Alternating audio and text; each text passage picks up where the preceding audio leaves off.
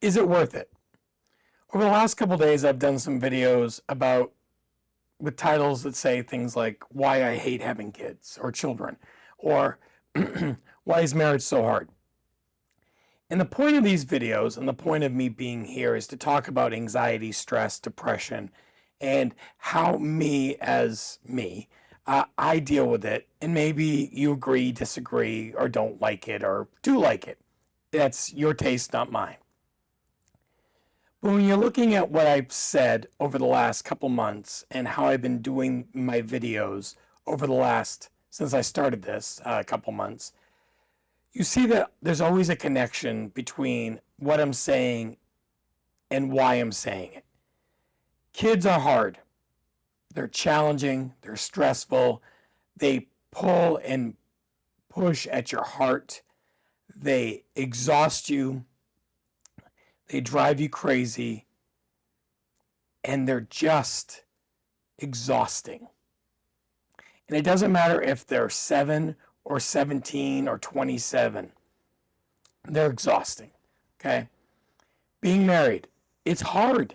It's hard because you're trying to join your life with somebody else's in a weird way that you have to do it right, which means you're going to screw up or it's not going to work. All these perfect marriages on TV and in the movies, they're not reality. They're not reality because these people are actors and actresses who have met each other maybe for the first time when they start being married. They don't have the baggage. They don't have the years of growing up differently. They don't have any of that. They have people who are writing for them to tell them how to be married. And that doesn't work, okay? So is it worth it? Having kids is totally worth it. Having kids to save something or to fill a void in your life, no, not worth it.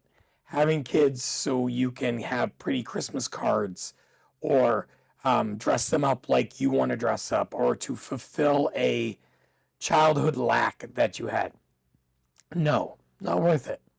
Having a child because not just because you want a child, but because you want to expand your family, you want to love more, you want to be more, you want to have more fulfillment in your life because your life's pretty full, but your child will make it even better.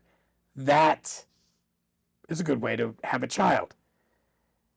Being married so you can say, oh my God, I'm married is not the reason to be married. Being married so you can get a discount on your auto insurance or to get BAH if you're in the government system, like a military, you get extra pay if you're married. That's not a reason to get married.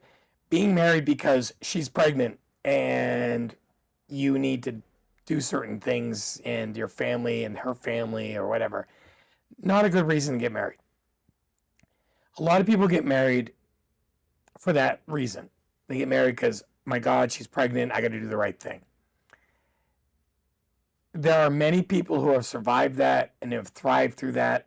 My wife and I got married after our daughter was born, and the reason we got married so quickly is because of insurance. Okay? I love her. I always have loved her. I will always love her. But we got married really young, had a child really young, and looking back, it was great. It was good. It was perfect. It's what we needed. Okay? It was good for us. But there are way too many horror stories of people who get married because they have a child and that fail than those that succeed. Okay? Most of the people I went to high school with have been married, and if they have kids, a lot of them have gotten divorced or they're just unhappy. Now, there's a few that have gotten married. Maybe they don't have kids, or maybe they do, but they're happy and they're doing well. But they got married later on in life. A lot of them, the ones that didn't, the ones that kind of took my path, unfortunately, didn't have the success I did. Now, that's not because I'm amazing. It's just because maybe I got the right one, or maybe my wife and I are too stubborn to not make this work. But it's worth it. To me, being married is worth it. We had our daughter, very young. Then we had our two sons, also very young. I went off to the military. That's when we got another child who started hanging out. And she's been with us since, 1999. She was our fourth. And then we got her friends who needed a place to stay. Our fifth, our sixth. We had a house full by the time my daughter was 7 years old. And we continued to do that until actually right before the pandemic. And we did that because we felt like we wanted to give kids a shot, a chance. Now, we've had some successes. I would say Morgan, Cameron, Chloe. I would say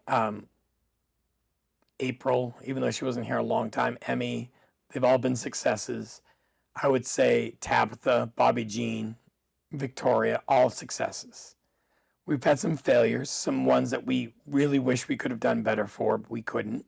Natasha, Esvin, these kids, Carl, these kids, it wasn't them. It was the world that they grew up in, and when they came to us, it was something that our life and theirs didn't work.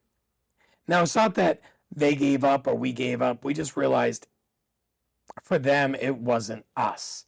Now, some of them pushed their way out. Some of them, we had to say, hey, we can't. Now, Esvin, we were homeless, and so he went back to his mom. It wasn't, again, that we gave up. It was we couldn't supply him anything. But some of the other kids, Carl, we loved Carl.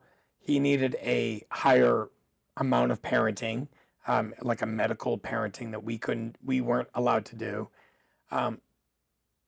Natasha, she had some issues and she asked to leave, and so we let her. These are all things that we've learned over time, though, but these kids are still worth it.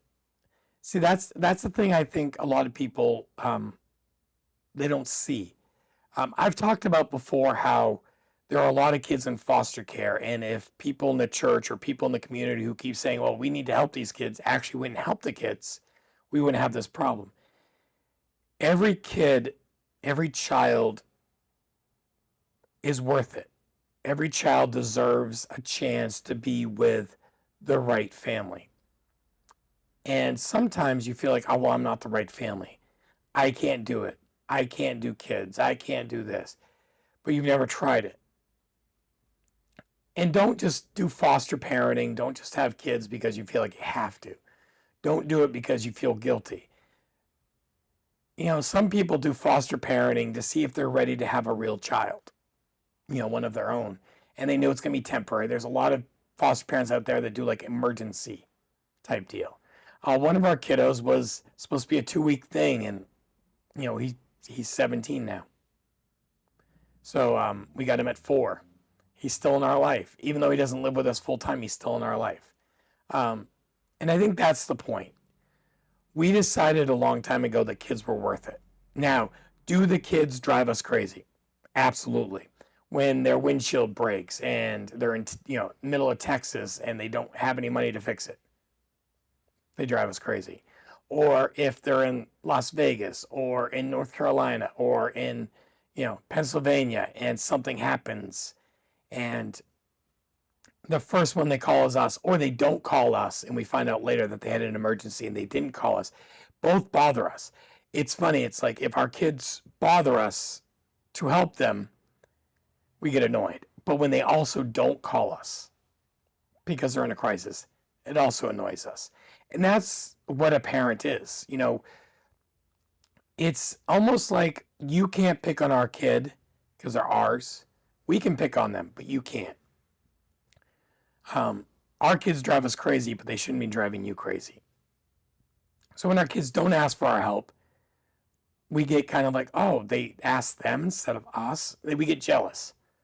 But then, of course, when they ask us, we're like, oh, of course they're going to ask us. So it's a two-edged sword, and I get it. But I wouldn't change it for the world. Kids are worth it. They really are. And the same goes for me, for students, for kids who aren't my kids, who are kids in the community, people in the community, helping others.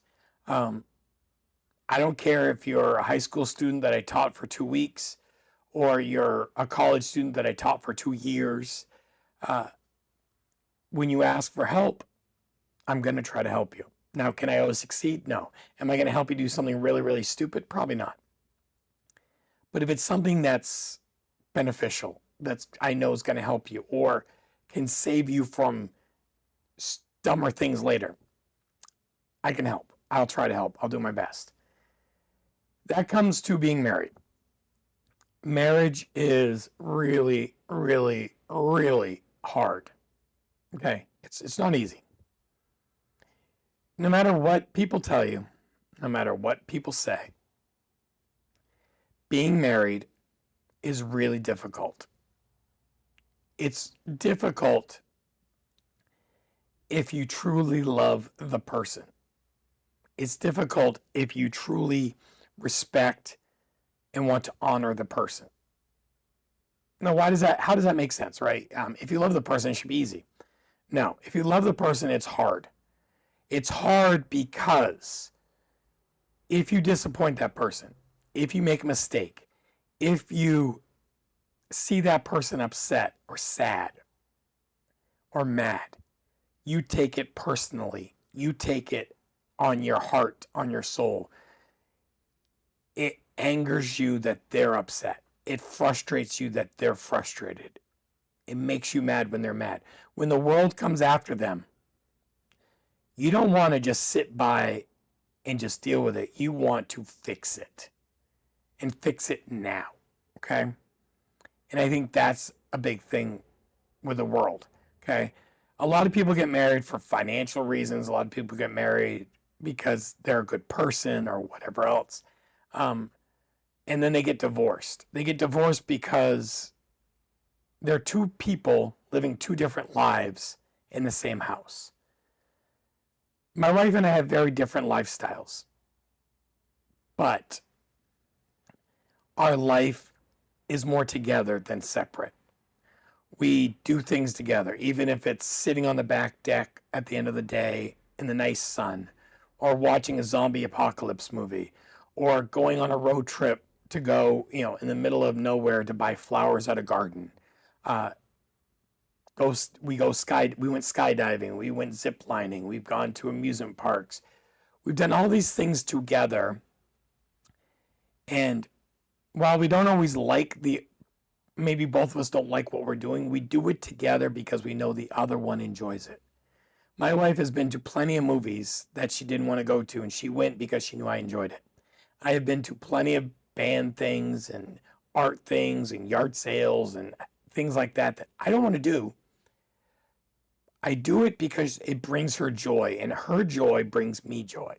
Okay? Just because I don't like the event doesn't mean I don't like the person I'm going with. And that's why marriage is hard. You have to sacrifice self for each other. You have to lay down some of the things that you hate or that you loathe or that you don't like for the other person. I know my wife doesn't like all the things that she puts up with me. And she knows I don't like all the things she does that I put up with. And we don't always make each other do those things. But sometimes we do it, or I'll do it, say, hey, let's go do this. And she knows I don't like it.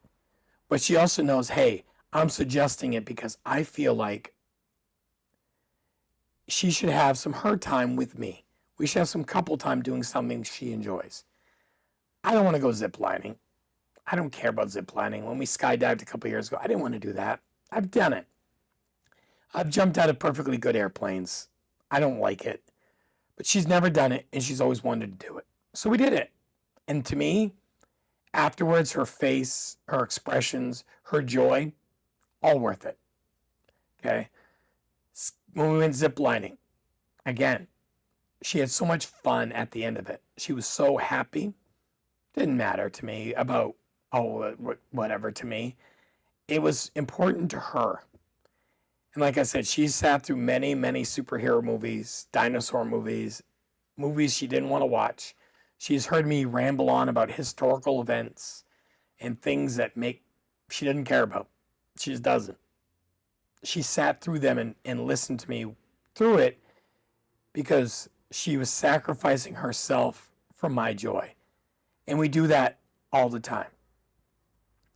But you have to be willing to do that. I know parents and couples and people who get married, they have a kid, they stay married because they have a kid, but they hate it. Everything they do, they hate. Dad works really hard to pay for the private school. The mom works at the private school. But the husband and wife, they don't do anything for each other. What they're doing is for the child. It's only for the child. They're married for their child. They're together for their child. They might have loved or lusted for each other in the beginning, but the true love, the compassion, the self-sacrifice is lost. Now, some people say, well, we fell out of love. I don't know how you can fall out of love. Well, we grew apart. When you grow apart, in my mind, now, speaking for me, not anyone else, that's a cop-out. The older you get, you grow, you change, you adapt, right? All of us do. But most of us don't grow apart from our parents. We might not always like our parents, but they're still our parents. We don't divorce our parents. Some people do, but most of us don't, right? We might have a childhood friend that we've had for 12 years, 14 years, 30 plus years. We don't grow apart from them. We don't divorce our friends. Sometimes we get older and we don't talk to them as much because we have life, right? We have a lot of things going on. I have a friend that I talk to randomly. We met in 1989. We still communicate. We still know each other. We still talk. He watches this once in a while. We chat. Now, sometimes he'll call me and we'll talk for a hot minute, and then my life overcomes everything and I have to go. And I feel bad. I do. But it's not like I'm hurting his feelings because he knows, hey, he drives for a living. I have lots of crazy. But when we can talk, it's great. It's like we just talk. It's amazing. I have a friend that him and I only met probably 2018 online, and we only been in person a few times. He knows our lifestyle is crazy and that sometimes I just can't. And I also know that, he works multiple jobs. He's getting his doctorate. So sometimes he's not available. But it doesn't mean I divorce him because we've grown apart. So as a married couple, growing apart just seems weird to me. Now, maybe the husband or the wife has some infidelity. It happens, right? Maybe it's they got, intoxicated, or maybe they were in a bad situation, or maybe they just stopped caring for a day. There's been many, many stories of a husband or wife cheating on their spouse and the other person staying with them and it turning into a good thing.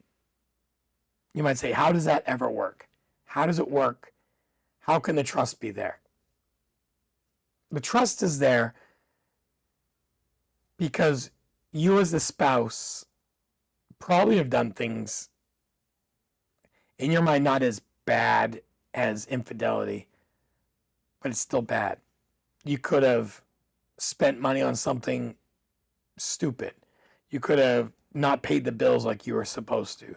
You could have lied about certain situations. You could have hidden things from people. You could have lusted over somebody else. All of that is still not great for your marriage. And while some people say, well, infidelity is different, in my mind, a sin is a sin, right? Well, it's different because she had relations with a man and she gave herself to them. Physical act and a mental act, they're the same. It still requires you to do something that you shouldn't be doing with somebody or to somebody that your other person isn't involved in. I've lied to my wife before. Not proud of it. I've done things that she could have left me for. And she's threatened to leave me before, way back in the past. Okay. She has, we were on the brink of bad things, but she didn't. And she didn't because we realized we do love each other, for better, for worse, richer or poor, and all that jazz. But there's so many people out there who, the first sign of trouble, they run, they disappear. They go to Egypt, they go to Indiana, they go wherever. And they hide from their sadness, they hide from their sorrow, they hide from life. Now, I'm not saying if you have a child and you're married, you should stay married because, you did the act and your kid deserves it and all that jazz. It might be better for you, it might be better for your child to not be married. It might be.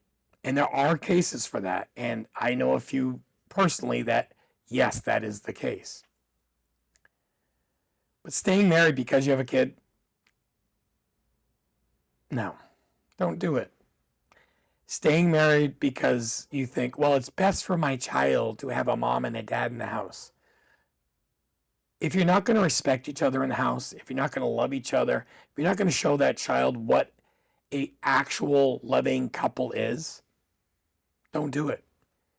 Because that child's going to grow up not knowing how to be in a loving relationship. I didn't have that growing up. My mother and stepfather and probably real father, but I don't remember their relationship that well. There wasn't a lot of love and respect there. Now, I got lucky. I decided when I got married, I wasn't going to do that. I wasn't going to give up. And my wife grew up in the same similar situation. And I feel like that's what's made us stronger, but that's not the norm. The norm is not for people to grow up in a broken home and to have a great marriage. That's not normal. What's better, if you're going to be married and have kids, love each other, care about each other, take care of each other. And if you can't, don't be married. Learn how to love the kid separate. Learn how to work with the other parent in a respectful manner. Learn how to deal with them in a friendly manner. You don't have to love each other, but you have a child together. Be friendly. Be nice. Cohabitate in the same space with the child. If you're going to go pick up your daughter, be nice to the mother if you're the dad, or the opposite. Just be nice. You don't have to love them. You have to respect them because they are the mother or the father of your child. And at one time, even if it was for just 2 days or 1 day, you love them enough to give your body to them, give your spirit to them, make a child together. And your child deserves to have two parents that actually care about each other in at least a cordial, friendly way. You don't have to love, care. Okay? And if you're married and you really love your spouse, and today's just not a good day, and you're fighting, and it's grumpy, and you just hate it, stop what you're doing. Reach out to them. Hey, I love you. I'm sorry. I know we were bickering or fighting. Just stop for a minute and remember the reason you're together. One bad day doesn't erase 30 years. One bad week doesn't erase 30 years, okay? One stupid thing you say isn't going to erase everything that you've done together as a family. And if you're willing to work through it, get past it, and grow stronger, your marriage will survive and it will succeed. 98.75% guaranteed. So is it worth it? Yes. Would I do it again? Absolutely. Would I make all the same mistakes? Probably. Even if I went back in time right now, I'd probably still screw up because a lot of screw ups led to me where I am now. And where I am now is I'm a happily married man of 30, almost 31 years. I've got people who call me dad all over the planet. I have people who call me Pop Pop all over the world. And I have a wife who every day I wake up and I'm like, thank you, God. Because I could not get any better. And while I'm a screw up, she loves me anyway. I'm not the best husband, not the best father, not the best Pop Pop, not the best teacher, probably not the best man any of you have ever met. But I try, I show up, and I'll continue to try to grow, try to be better, and I'll continue to show up. Because sometimes showing up is the first step to succeeding in something. You can't win a game if you don't go to it. You can't make a basket if you don't shoot it. You can't hit the ball if you don't swing. You can't fail or pass the test if you never take the test. Because even if you get a 13 on a geography test, you learn, you grow, and magically, you do so much better later. Thank you all for watching. Thank you all for subscribing. And thank you all for commenting. Until next time.